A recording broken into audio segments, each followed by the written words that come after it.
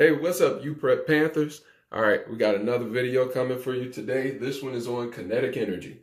So, pretty familiar topic. We actually just came off of a unit where we were focusing on kinetic energy. So it shouldn't be too difficult for you to pick up on.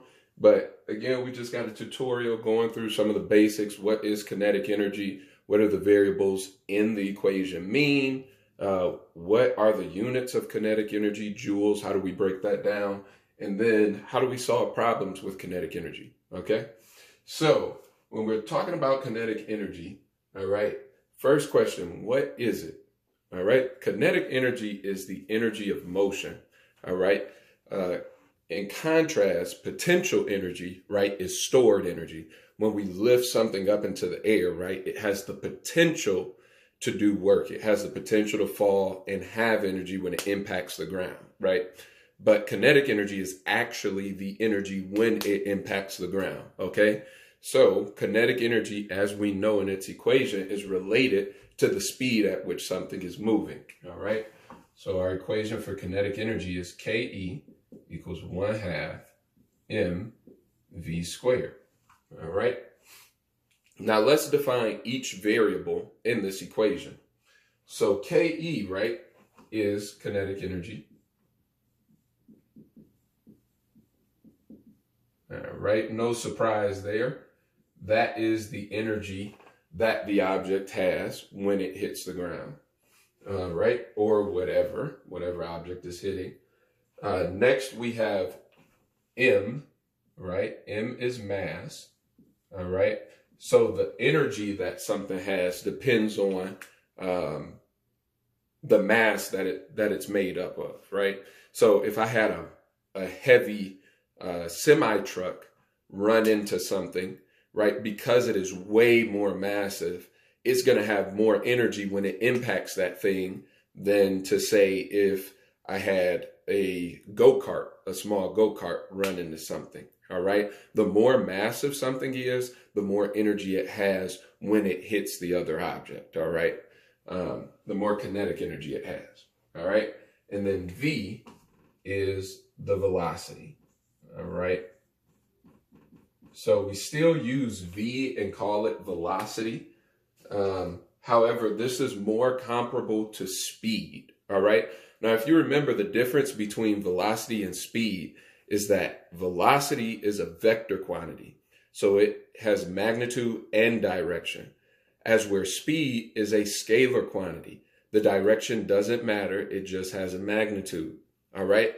Now, kinetic energy is a scalar quantity. So it's actually not going to matter what direction the object was moving when we measure its kinetic energy. All right. So you can treat it as just the speed. All right. So now we have all of these different variables defined. Now let's quickly go through what their units are. All right. So we know kinetic energy's units are joules. All right. Mass, the units of mass are kilograms. All right. And then the units of velocity, meters per second.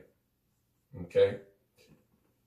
But now, when we come to better understand what a joule is made of, all right, so a joule is going to be a kilogram times meter per second, but that quantity is squared, okay?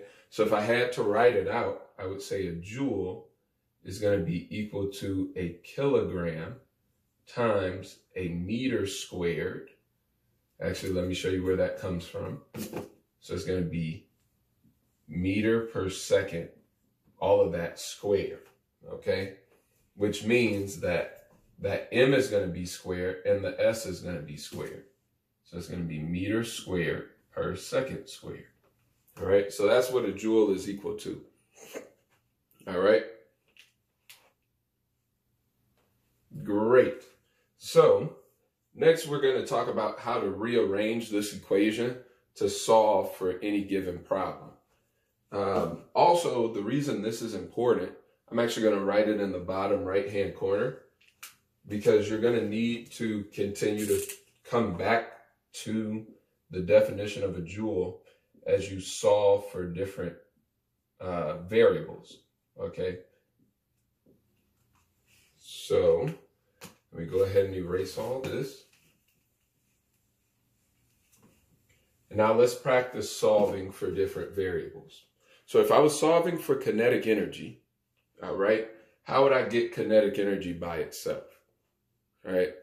Now, I hope that by this point, you all know if you're trying to solve for something, that means you have to get it in the numerator and on one side of the equation by itself.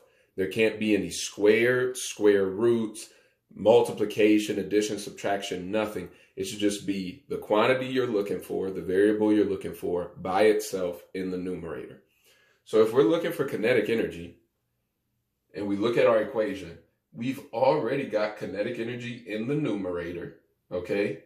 Right? Because it's not underneath a division sign, so we know it's in the